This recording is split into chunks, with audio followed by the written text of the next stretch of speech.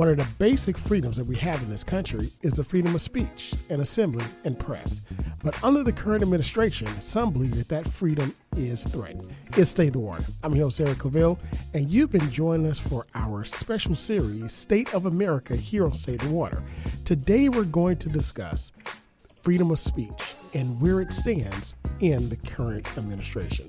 As always, we'd like to thank you for joining us, as you always do on every Sunday, as we broadcast from the campus of the Norfolk State University, home of the Spartan Nation, from none other than WNSB, Hot 91, the soul of VA.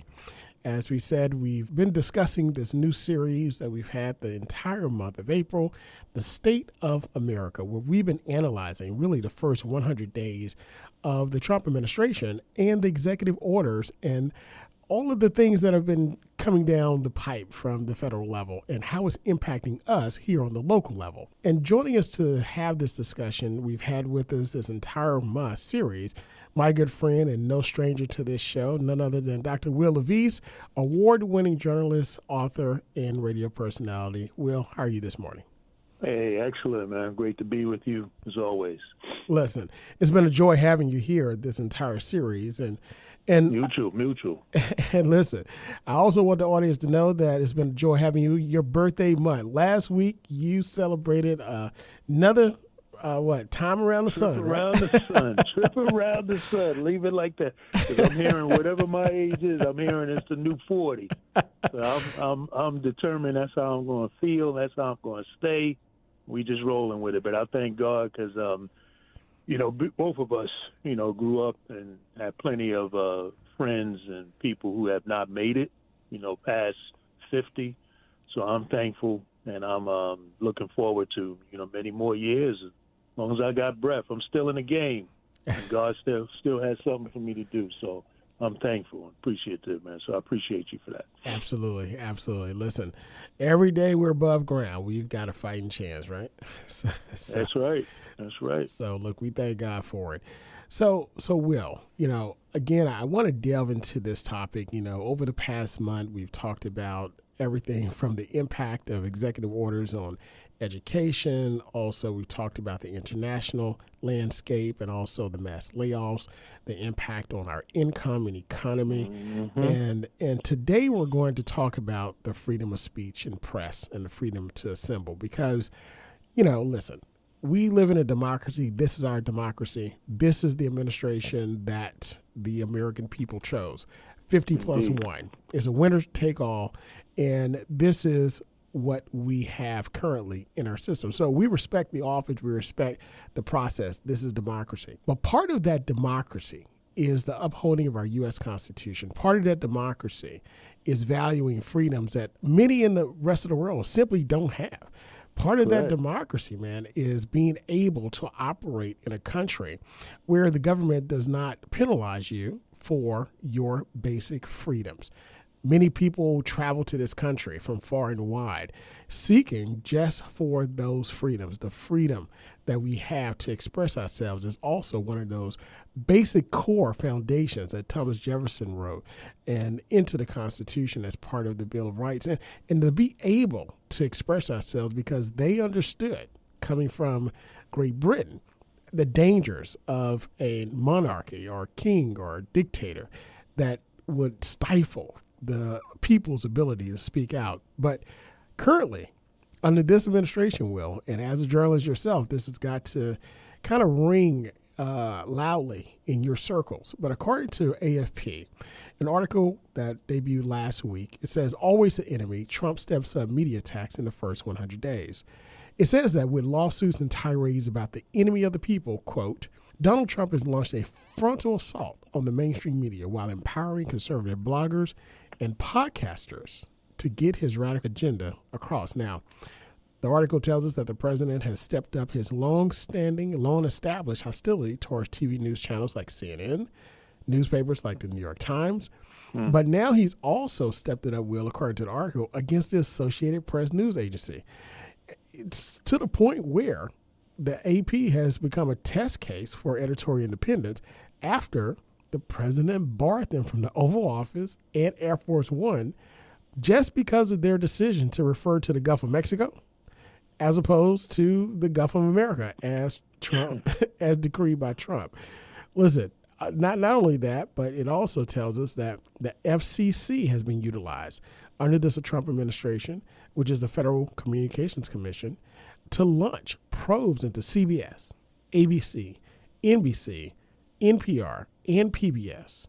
Will, is this alarming of what? Where we are currently in our freedom of speech? Well, I mean, it's really in a challenging space. As a journalist, it pains me to have to say that in part the media has brought this upon itself in many ways too, because first of all, people need to understand the media has never totally gotten it right. I mean, you can go back to Kerner Commission report, back in the 60s when there was so much uprising going on, and it indicted the media as one of the reasons why the uprisings was happening, because the media wasn't doing its job of really covering the total community, And so the media is never been perfect. It's been through many different phases. You go all the way back to the beginning of the country. The media was even more partisan then than it is now. You had an era called the partisan press era, because the publications at that time, pamphlets or newspapers, were basically run by the different political parties at that time. So this is not exactly new, but it's definitely a very challenging time, because without a well-informed populace, which by way of the media for the most part, if you don't have that, you're really going to have a populace, a society that's going to be uninformed, easily duped, easily misguided, and will, really just start turning on itself. So, these tactics is very troubling. It's not exactly a new situation, but it still is very troubling, and particularly in this internet era that we're in, that puts an even different spin on it in terms of how quickly you can get disinformation and misinformation to people, and then once it's out there, you can't get it back, and it becomes very hard to convince people of the truth. So this is definitely a challenging time that people ought to be paying attention. Now, Will, you say challenging times, and that may seem as an understatement based upon what's taking place. As a matter of fact, you said this happened before, but according to the AFP, Trump's cheerleader and dismantler in chief, as the article says, which is Elon Musk, he's even said that the team behind CBS's flagship 60 Minutes show deserves prison. Now, Will, a professor out of City University of New York for journalism, Reese Peck, said that wielding the power of the government to stifle free speech and to threaten news organizations, he says, I think we're in a new territory. So even with that, do you still think that this is something that's happened before, or are we in a new space now? Well, we're in a new space in the sense that, like you say, I've just had a birthday, so we're always moving forward, and it's always, the moment is always the now, and then when you add the internet piece to it, I think that definitely, as I said, puts a new spin on it. But there's definitely been, previous times where the government has sought to, attack the media or discredit the media. But, you can go back to, the Watergate era, where the media and the government, with Nixon, was very much in a contentious space. But this type of frontal attack, and I think that is what is interesting here, is like that may be slightly different, is the business side of the media capitulating to the government in this way. That a lot of what we're seeing is because, of the business of the media and it being under pressure with ad revenue and, with CBS and 60 Minutes, there's a big merger that they're trying to get done that requires the FCC to approve it, Trump administration to approve it. And so that's very much at the core of what's happening on the editorial side, the pressures that's coming on the editorial side. So I think that, to me, that may seem a little bit new, that the business side is just saying, you got a lot of business owners of media who just see media not as journalism being, the fourth estate and a critical pillar of our democracy, but they just see the media as another widget. It's just another way to make money, and they're really capitulating to the government in this way. That may be, to the degree that that's happening, I think that may be the new twist, along with the internet, that people need to be looking closely at. Well, the article here also says from Catherine Jacobson. She's with the Committee to Protect Journalists. She's a U.S. program director. She says the White House moves to curtail journalists' ability to do their jobs and document what is happening is unprecedented. She goes on to say that this attempt to control the narrative threatens both freedom of press and American democratic values. Well, when we talk about America, the country, the world looks at us as the beacon of freedom and democracy. But now, with the Trump administration moving fast, pressing to dismantle U.S. overseas outlets like Voice of America, Radio Free Europe, Radio Liberty, and Radio Free Asia, and threatening to starve NPR, public radio, and PBS television of federal funds, how is it now that we can hold ourselves out to say that we are still the beacon of freedom and also democratic values? Well, I think we still can because, in some other places it's still worse, But I think, as I said earlier, the press in the United States has never been perfect, just like the union has never been perfect. We're always striving to be a more perfect union. And I think that this kind of crisis, my prayer, my hope is that it will challenge journalists to do better soul searching and to really strive more towards having and upholding the integrity that is really critical to the work that we do, and that has not always been the case, which is what opens the door for the criticism, what has opened the door for the growing distrust that people in the community and the citizenry have towards the media. And that has to be shored up, because I think that where people feel that their media is really fighting on their behalf for truth, no matter where the facts lead, where they feel that they've got a source that they can really trust, the people will stand behind it. They absolutely will. And what the Trump administration is doing is capitalizing on that erosion that has happened over the years. And then now you've got this flood of a lot of other different types of news sources, and you got a whole new generation of people who have come up who have no idea about, Walter Cronkite or, Bill McCrary, who is a trusted journalist I grew up on in New York, and Gil Noble, Max Robinson. People don't know these kinds of figures who were really true and really dedicated to the craft, even though they didn't always get everything right. Now we've got a lot of people just, popping up and being journalists and not really operating with the same level of integrity. So you're kind of confused as to what is journalism and what is not. And so Trump's whole thing is, he just wants people, journalists, who are not going to challenge him, not going to cause him to have to speak the truth. And he just wants to be surrounded by people who are going to throw him softball questions, like you see what has been happening in the White House. Folks asking questions about, fashion and whether, people are going to be encouraged to eat healthy like Trump eats healthy. And, when you got all of these you got all these vital, situations that are going on that really, you need somebody who's going to be, who's going to challenge and challenge on behalf of the people. So yeah, this is critical. But I like I said, I have to be honest that I think the media has been culpable in this, and what it hopefully will bring about is those who will do that soul searching and really stand for credible reporting, and the public, I believe, will respond to that. It's Stay the Water. I'm your host, Eric Claville, and you're joining us for our final segment of the State of America series.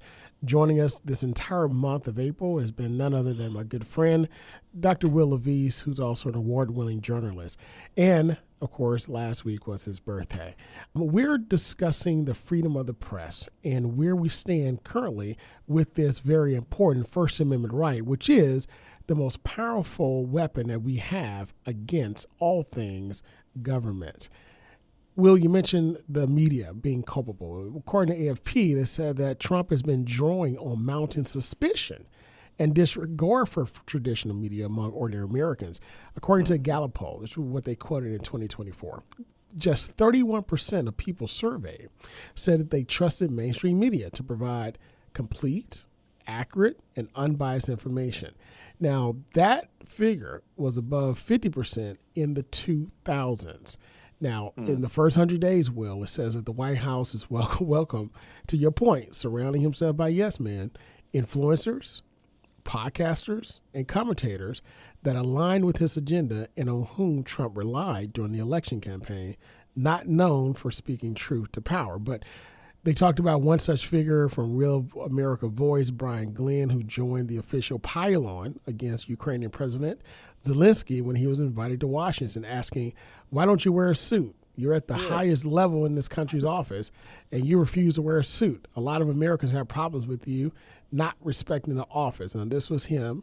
This is what he said to President Zelensky while he was in the White House. So with that, now of course he didn't say anything about Elon Musk wearing a cap and shades with his son running around, Exactly, his son poking, digging in his nose and and cussing Trump out. Nobody talks about that. Yeah, right. Looking like Keanu Reeves from The Matrix, right? So just FYI, I'm just saying. But we again, I think one thing that he pointed out is that we have now an administration that trusts influencing podcasters as opposed to journalists. Now, there's one thing that there's a major difference between the New York Times and someone that puts something on a podcast, and that's you have you have a level of ethics and integrity by your profession that you have to abide by. Absolutely, and there are ethics, there are guidelines, there are rules. Again, we bring our humanity to the job. So you're not going to totally be able to sit all of your biases at home and off the table. But, you can definitely, with the professionalism that you're trained in, whether you've gone to college and gotten extended degrees or not, or whether you've learned on the job, a journalist, for example, me as a black journalist, I should be able to go into a Klan meeting and report about what happened.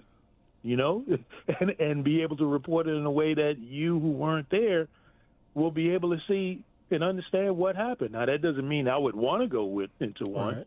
I wouldn't be happy about it, but I would have to approach it in a professional manner that says, hey, I have to deliver what is truth here to the people. And then my unique background will have me asking questions or seeing things from a certain angle that maybe a white male or white woman reporter might not see. But when you're just relying on podcasters who don't have that kind of sensitivity, and they're just really looking to make favor with their subjects or whatever the case may be, or they're thinking more about how they're going to increase their traffic and get their likes and their clicks, and they're thinking about the economics of what they're doing, you're definitely not going to get the same kind of unbiased or objective truth-telling in terms of reporting. It's not going to happen. It's just not going to happen. Well, Will, when you talk about truth-telling and integrity, according to Fox News, of course, we know that there are a lot of things that's happening with the Department of Defense now, especially with the Defense Secretary, Pete Hegseth, and the leaking of information, and then also him sharing sensitive information. Well, according to Fox News, it says that according to multiple defense officials, 3 employees were put on leave last week and were never told what they were accused of leaking. But he did it because they revealed information that was going on in the Pentagon. They were also not asked to return over their cell phones as part of the leak probe, but at least one former employee is consulting with legal counsel now. And also, according to Fox News, it says that on that evening, 3 employees were fired. 2 defense officials confirmed with Fox Digital News. And another press aide parted ways with the Pentagon because he did not want to be second in command of the communication shop. Now, of course, the officials denied that the 3 men were placed on leave because of their views and also things that they spoke. However, the trio were united, according to one defense official with knowledge of the situation, and saying that they had a deep vendetta against them. Again, for leaking information and speaking up about things that are happening in the Pentagon that they do not agree with. Will. Well, that's where you see the difference between journalism and, and just punditry and so forth, because journalists live and die by sources, right? And people have to trust that, hey, I'm delivering this information and this person is going to report it accurately. And then we have to go, and we're not just going to go by one source. We're going to make sure we get 2 or 3 sources to verify. And once this is here and we see that it's newsworthy, we report it. And so what is newsworthy about this? What's newsworthy is not that somebody so-called leaked it. What's newsworthy is what happened. How do you have this conversation about military strikes on a private, commercial service? How do you do that? And so here's the danger is that if you just surround yourself with so-called journalists who are just podcasting and they don't have the training, because let's be right, there are a lot of podcasters who have this same kind of training and integrity. So we're not just knocking podcasters. Aren't these podcasters that have background in journalism? Well, I'm just acknowledging that there are those who have background or understand journalistic principles, and so they operate in that way. But if you just have yourself surrounded by a bunch of people who do not, then they're going to just start running and chasing the narrative of, oh, these guys leaked. Oh, they're disgruntled. What does that have to do with anything where you've got the top military official sharing classified or as close to classified without being classified? No, it was classified. Yes, yeah, absolutely. yeah. I mean, well, I'm just, I'm trying to give them the benefit of the doubt. How do you, that is the problem, is what you did, which any subordinate, any soldier on the battlefield had done the same, would be toast. And certainly if this was anybody in the Obama administration, we wouldn't even, can you imagine what they would be saying on Fox about this? Oh man. So this is all of this is where people begin to lose the trust, because we're so easily start chasing, this other side story, which is not even the story. The point is what this appointed this government official in such a highly sensitive, secure capacity, he's flexing with his friends in a chat, talking about, this is what we're doing. This is what I got going on. I mean, he could have put, our servicemen and women in serious life and death situations. So that's where you need quality journalists to focus and keep the public focused on the main point. Absolutely. Which is, and not leave that and not be afraid to be distracted by that, because that's exactly what Trump is looking to do. Just flood the airways with a lot of distraction, flood the airways, the court system with case after case, and eventually, before we know it, 4 years have passed, and he would have achieved all the things that he wants to achieve. That seems to be the objective. Well, Will, when you talk about fighting back, according to The Independent, Harvard is suing Trump over $2.2 billion in funding freeze as free speech battle heats up between the White House and the Ivy League school. According to Independent, Harvard University is suing the Trump administration in response to the school's refusal to take action against student protests and screen international applicants for their opinions about Palestine. Also, it says that U.S. officials claim that Harvard is violating civil rights laws by not combating anti-Semitism and are demanding the university to end all DEI programs while implementing affirmative action for conservatives. Harvard lawyers have asked the U.S. District Court of Massachusetts to block the freeze and prevent the federal government from dictating the university's actions against specific students. The administration disagrees with, citing threats to academic independence and critical research. Will, have we entered the twilight zone? Yeah, unfortunately, I think we're really close to it, or we're not in it. And with this particular situation, I think listeners should really pay attention to the potential ramifications of this. And I'll say it this way: my late mother was from Dominican Republic, and she lived under, the Trujillo regime, which was a dictator regime. And she would talk about how, you would see family or friends one day, and maybe they spoke out and they did something, didn't salute Trujillo as he came by in the parade or something, and then they would disappear. You wouldn't see him anymore. And that was one of the reasons why, she left the country and migrated and immigrated to the United States. So and where and why? Because in the United States, those kinds of things are not supposed to happen. So what people need to realize is that the world. Well, Will, tell it to the El Salvadorian government that's building prisons that we're paying for, right? Yeah, and what people need to realize is that the world looks at, for all of our imperfections, the world looks at our nation as a beacon of hope. That, hey, that's a standard of freedom and respect for human rights.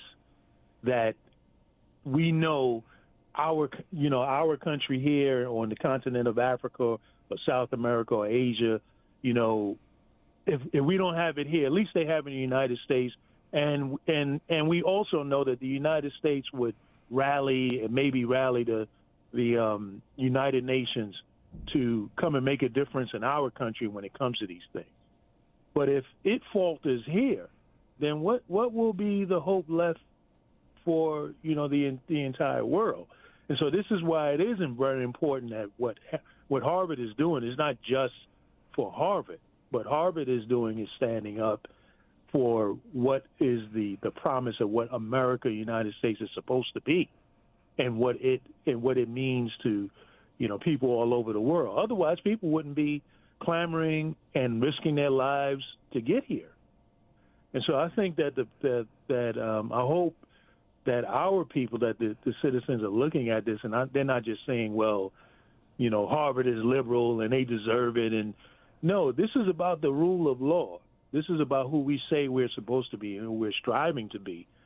And if we can at least uphold who we claim to be as we're working to be better, then, not only are we lost, but but the rest of the world in many ways is going to be lost. Absolutely. And Will, our ability to speak up, to stand up, to protest peacefully, which is what did during the Civil Rights Movement, to be able to create press is what we did during the time where we were lynched to try to vote, being able to get pictures out so that people could see what was really happening, see the truth on the ground, and even what's happening overseas during the time of Vietnam and other crucial times in our nation's history.